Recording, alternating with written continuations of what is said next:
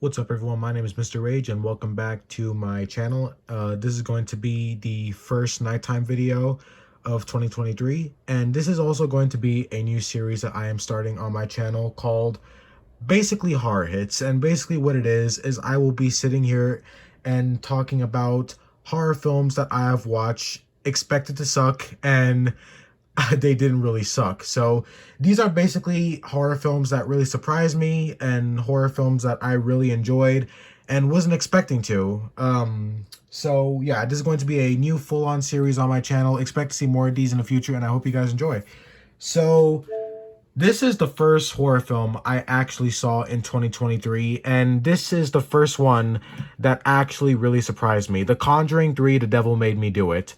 Now, I'm someone who actually really hates the Conjuring movies. I mean, I enjoy the characters, but I hated the first Conjuring movie. I couldn't stand it. It was nothing more but a lame jump scare fest, in my opinion. Not enough disturbing imagery, not enough actual tension. So I hated the first Conjuring. Second film was a little bit better, and I came into The Conjuring 3 basically expecting it to be just like the second film, only slightly better. And boy, oh boy, was I wrong. This movie was actually quite enjoyable, or at least for me. I enjoyed the story, I enjoyed the pacing.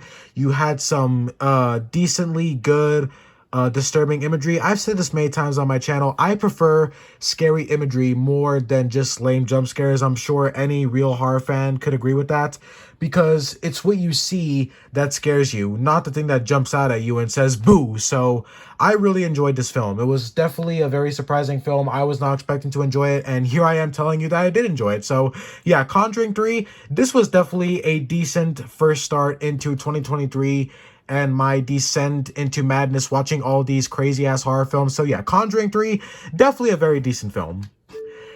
And now Clown.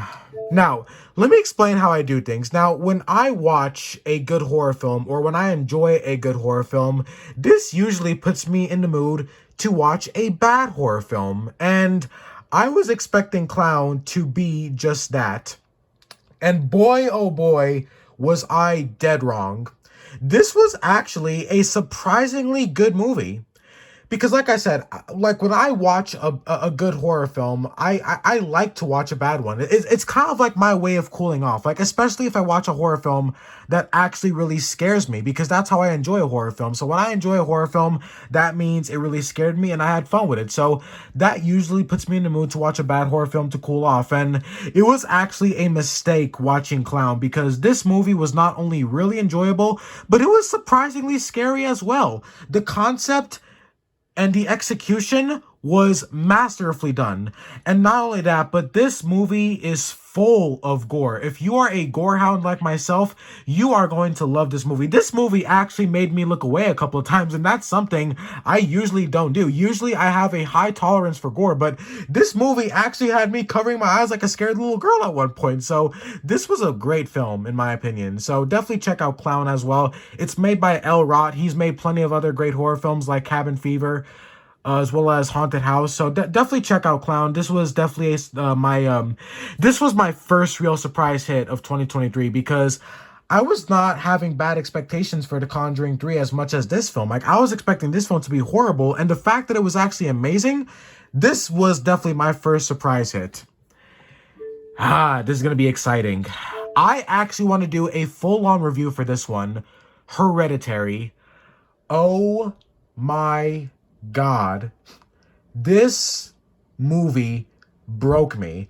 As someone who is already struggling with mental illness, watching this movie was actually dangerous for my mental health, because this movie caught me off guard. I was expecting Hereditary to be your typical haunted house film with just shock value and gore, because that's what I heard it was. I listened to some reviews on the Xbox store or the Microsoft store, and people were just saying it was a gross and fucked up movie. So I was expecting Hereditary to just be The Conjuring or Insidious, but with gore. I was expecting it to be a gory version of Insidious or The Conjuring.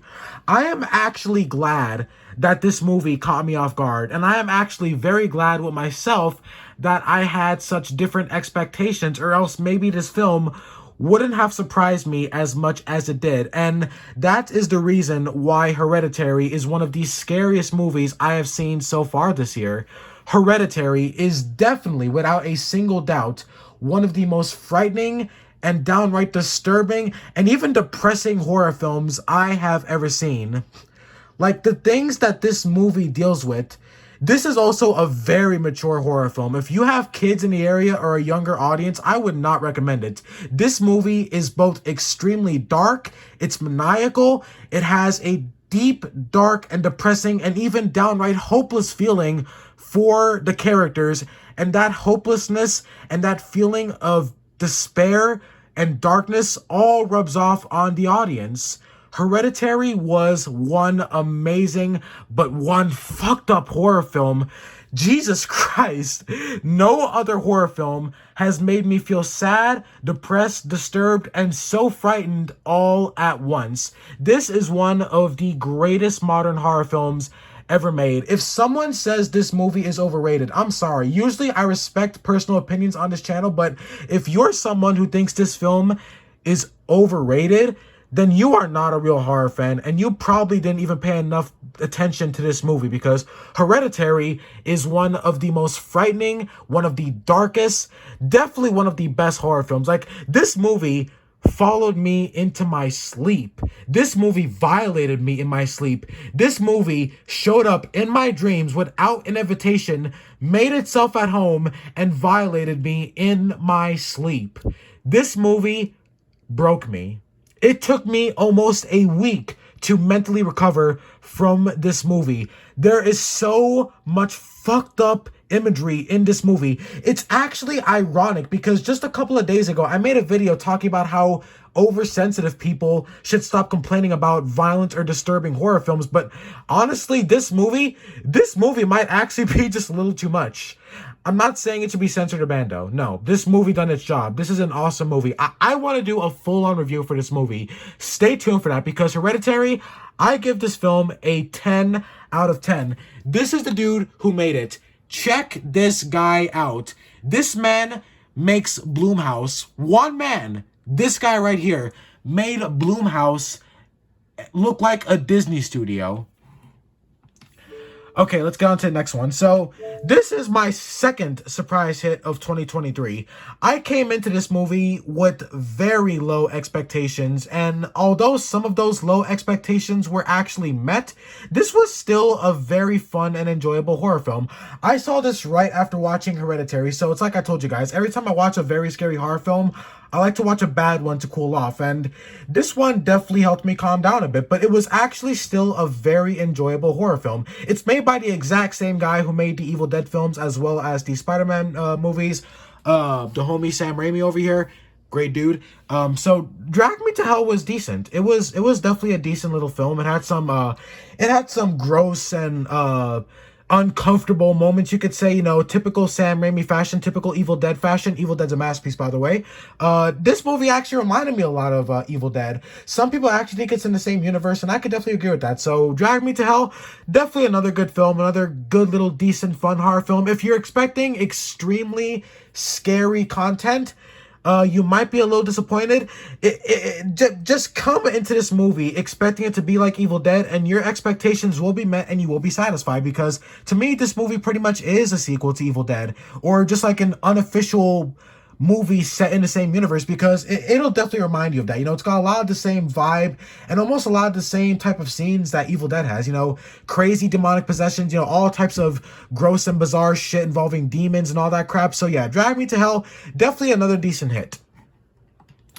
Okay, so I'm gonna put both of these in the same. So Hills Have Eyes 1 and 2. So I came into these two movies expecting them to be like Texas Chainsaw Massacre, and just like The Conjuring 3 and Hereditary, these two movies caught me off guard, because not only were these not like Texas Chainsaw Massacre, but these movies were actually a pretty decent concept with a fairly decent execution. One thing I did not like about the first Hills Have Eyes is the characters. The characters made a lot of dumb choices, and I hate it when characters do that. You know, it really pisses me off. It really makes the film seem unrealistic. But one thing I enjoyed about The Hills Have Eyes is I am a huge fan of survival horror movies. I absolutely adore survival horror games, so seeing characters put in a survival horror situation in a movie, I love that. So I'm a huge fan of survival horror movies, and both The Hills Have Eyes 1 and 2 were fairly decent in doing that. The story was good. You got you got a lot of good gore. These movies are extremely bloody. There's a lot of blood and gore in these movies. Not as much as it is with Clown, but these two movies, if you like Texas Chainsaw Massacre and you're a gorehound, you'll definitely enjoy these two movies. You also got a great soundtrack, great disturbing imagery. It's just those characters. The story is also decent as well. You know, the story is it's good. So yeah, definitely check out both of these two movies on Netflix. Don't buy them. They are definitely not worth the money, but they're still worth watching. I just would not recommend buying them because it's those characters. The characters in these movies make such horrible choices. It's like your typical slasher where the character runs upstairs from the guy with a knife chasing them, and then they just corner themselves. So expect a lot of that and worse. Like I'll give you an example. There's moments in both of these movies where the characters have guns and they just waste their ammo like complete dumbasses. It's like when a noob plays Resident Evil and tries to kill a single zombie with only 7 bullets. You know, it's a lot of that stupid shit. So definitely check these movies out on Netflix or Tubi TV. Do not buy them unless they're on sale. These movies are definitely not worth the money, but they are worth watching to just, you know, have a fun movie night. You know, just watch something crazy and something gory. They're definitely worth it for the shock value and the gore because you do get a lot of that. But other than that, these movies are okay. Now, this was a really good fucking movie. And you know, the sad part is, not a lot of people know about this movie. This is one of those hidden gem type movies. This movie is surprisingly frightening. Hereditary made my heart pound. I felt like my heart was about to pound out of my body. And this movie just had me on the edge of my seat. I think Hereditary and this movie right here were definitely some of the more frightening films I saw so far of 2023, and I am extremely pleased. Vanishing on 7th Street is a very fine horror movie with a very good concept and a almost 10 out of 10 masterful execution. I 100% recommend you guys check this film out. The execution and even the concept is really, really good. If you were a kid who was afraid of the dark, this movie will make you an adult who is afraid of the dark. That is how awesome this movie is. The director of this movie deserves more praise because this was a fine-ass horror film. I 100% recommend you check this out. You've got some great disturbing imagery, and you have a lot of tension as well. There is a lot of tension, a lot of fear, and a lot of hopelessness, just like Hereditary, with the characters. And when you see that with the characters, it rubs off on you, the audience. So I 100% recommend you check out this movie. I think it's like $10 to buy. So definitely check this out. Rent it if you have to. So definitely check this out. Okay, now this is going to be a strange one. Now, I love adventure horror films because I love adventure in general. I'm a huge fan of the adventure genre. So Scary Stories to Tell in the Dark, this was a very decent little adventure horror movie, and I am a huge fan of adventure horror movies.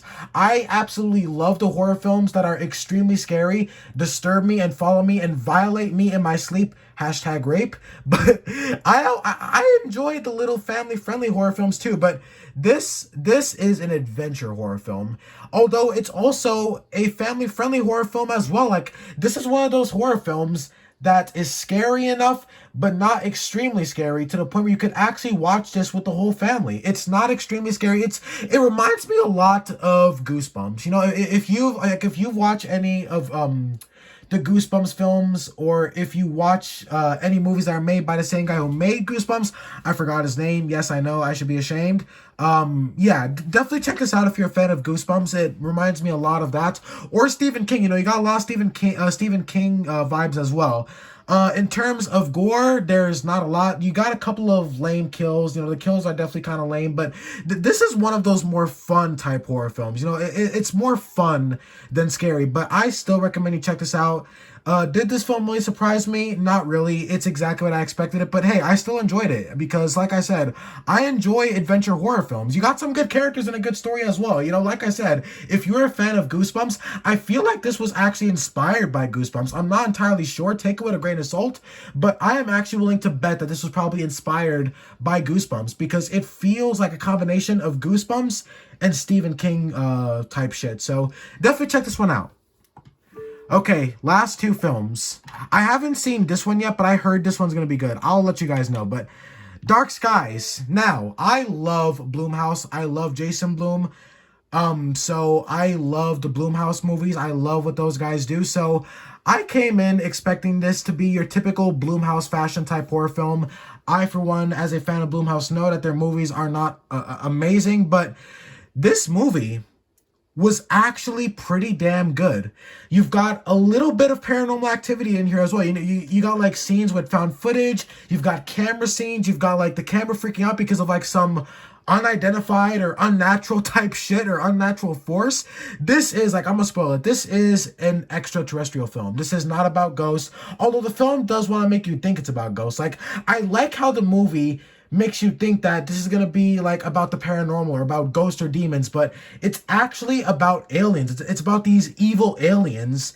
But it's basically, to me, this movie is Insidious, but with aliens. That's what this movie is to me. It's Insidious mixed with Alien or Aliens. I was like, this is literally an extraterrestrial version of the Insidious films because that's pretty much what it is. It combines haunted house elements like paranormal activity type shit with extraterrestrial type stuff. You know, you got a lot of what do you call it, like conspiracy theory stuff in here as well.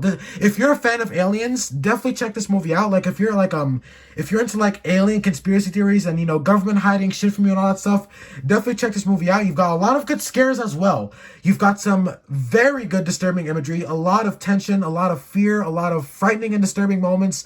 Dark Skies is the third surprise hit of 2023 for me.